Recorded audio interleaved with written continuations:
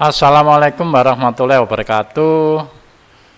Kali ini kita akan membahas tentang Google Sheet, yaitu pada topik keamanan data di Google Sheet, teman-teman ya.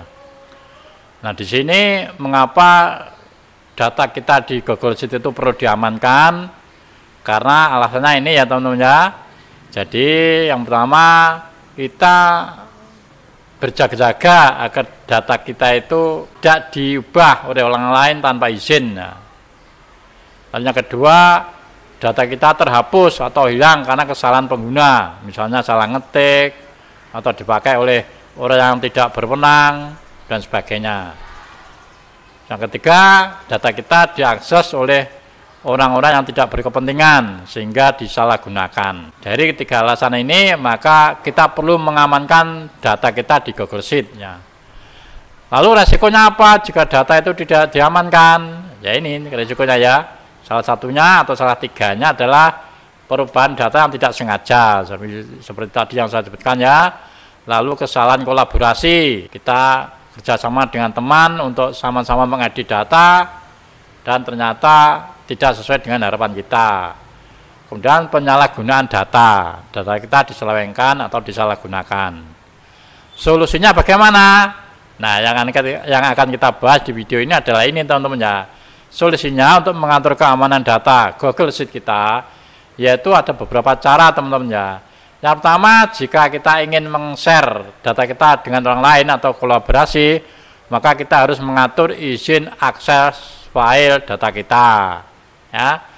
Yang kedua, untuk menghindari teman kolaborasi kita salah ngetik atau mungkin kita salah menulis atau mengentry data, maka kita perlu mengunci sel ya, atau sheet tertentu sehingga sel atau sheet tersebut tidak bisa kita tambahi datanya dengan data yang baru. Kemudian ada juga dengan menggunakan validasi data. Validasi ini adalah kita nanti hanya boleh memasukkan angka atau data sesuai dengan yang sudah kita tentukan. Nanti kalau data yang kita entry tidak sesuai yang kita tentukan, maka data tersebut akan ditolak. Yang berikutnya adalah melacak riwayat perubahan. Di sini nanti setiap kita melakukan perubahan di Google Sheet, nanti ada historinya, teman-teman ya. Sehingga jika ada yang salah atau ada perubahan, kita bisa membuka historinya, terus kita save ulang sehingga data kita akan kembali original. Ini nanti kita bahas berurutan, teman-teman ya. Nah, namun untuk agar tidak memperpanjang video saya, kita mulai dari yang pertama ya. Misalkan kita punya misi meng-share file kita dengan orang lain, maka langkah yang perlu kita lakukan adalah kita memberikan izin aksesnya ya. Sebagai contoh ini, teman-teman ya. Di sini saya sudah punya data, maka data ini nanti akan saya share ya. Nah, caranya adalah kita lihat di pojok kanan ini, teman-teman ya. Kita lihat di pojok ini ya. Di sini ada menu bagikan. Nah, nanti kita menggunakan menu ini ya. Kita mulai, kita klik bagikan ini. Dan nanti kita ada dua cara, teman-teman ya. Cara kita meng-share data kita ke orang lain, yaitu yang pertama, kita nanti akan memanggil orang tertentu atau teman kita ya lewat alamat emailnya ya untuk ikut mengakses data kita. Apakah nanti hanya sebagai komentator, sebagai melihat saja, atau bisa dengan mengeditnya nanti lewat ini. Kemudian yang kedua, kita akan meng-share ke umum, ke publik ya dari sini ya. Nah, nanti kita yang nge-share-nya adalah linknya ini. Ini kita share ke orang lain ya, ke umum begitu. Ya. Jadi ada dua cara, teman-teman ya. Ya, kita mulai cara yang pertama, teman-teman ya. Jadi nanti kita akan menambahkan teman kita di sini, teman-teman ya. Misalkan saya akan mengundang teman saya menggunakan alamat email ini ya. Jadi saya tulis misalkan seperti ini ya. Lalu nanti di sini aksesnya berupa apa? Apakah perlihat atau pengomentar atau editor ya.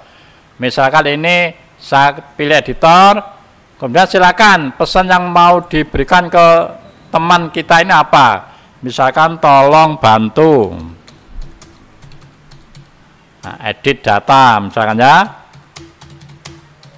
Nah, misalkan ini, setelah itu kita klik kirim. Nah, nanti teman kita akan buka emailnya, misalkan kita beritahu lewat WA atau dan sebagainya, disuruh buka emailnya. Setelah itu teman kita bisa mengakses file kita ini ya untuk mengeditnya. Kemudian bagaimana cara menyudahinya? Maka caranya adalah ini editornya ini diklik ya, pilihan aksesnya, lalu pilih yang paling bawah. Nah, di sini ada hapus akses ini. Ini kita klik ya, kemudian kita simpan. Nah, seperti ini teman-teman ya. Sehingga di sini sudah tidak ada orang yang berkolaborasi dengan kita, dengan saya ya. Kemudian cara yang kedua adalah akses umum. Kita share link ya ke publik ya, lewat grup WA atau yang lainnya ya. Caranya adalah ya, kita tentukan dulu level aksesnya ya di sini ya. Di sini akses umumnya ini apa? Kita pilih, bentar ya. Nah ini ya, dibatasi atau siapa saja yang memiliki link ya. Di sini saya akan memilih siapa saja yang memiliki link ya. Nah seperti itu.